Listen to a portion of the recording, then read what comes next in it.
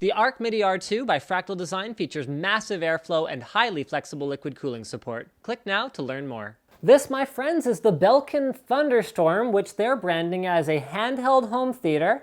And if you check out their website, they claim this is the loudest iPad case. Now, not the loudest iPad dock, because obviously you can put an iPad or iPod into like any number of massive things these days, which for some reason people buy, but it's inexplicable to me.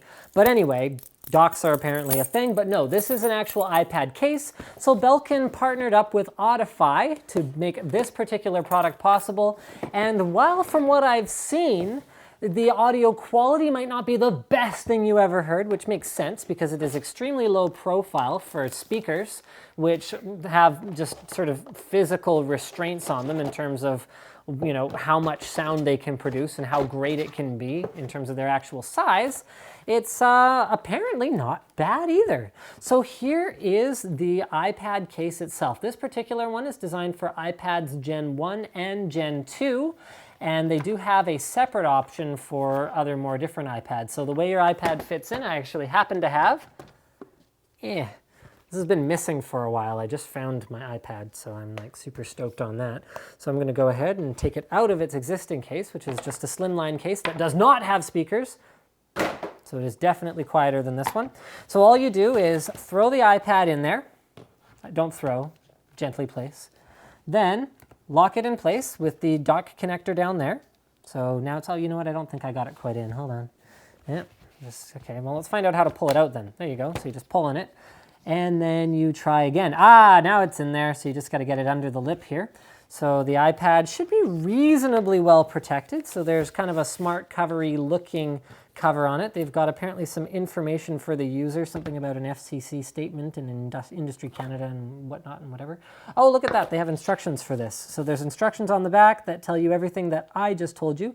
You can download an app. The Thunder app lets you select the optimum audio setting. Maybe we should do that. We'll be back in a moment.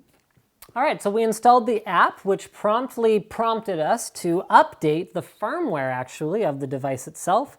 So the app does not too much. Basically, what it allows you to do is change the stereo separation. So they have suggested settings for games, music, movies, and voice chat.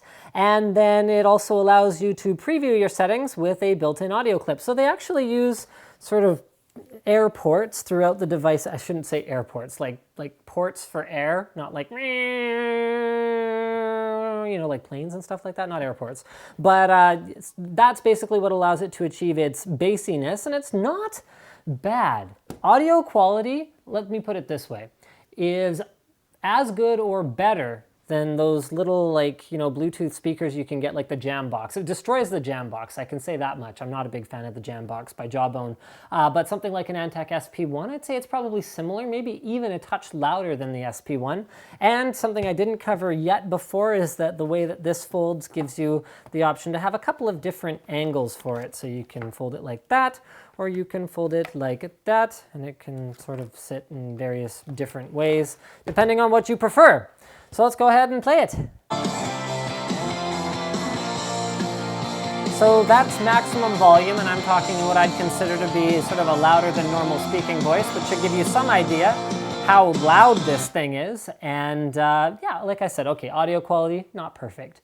But is it more practical if you use your iPad for watching movies and listening to music at the beach or whatever else very, very frequently than something like a Bluetooth speaker? Perhaps. It is bulky. So you're taking something that is sleek and slim like the iPad, and you're turning it into a bit of a brick. You do have to remember to charge it. However, it should be noted that you don't have to keep it open all the time. So this is something I didn't notice before, but the speaker kind of pokes through the front cover here. And it will, as well, it will, if nothing else, also keep your iPad from getting damaged. So it's quite thick on the back. So that's sort of the flip side of that.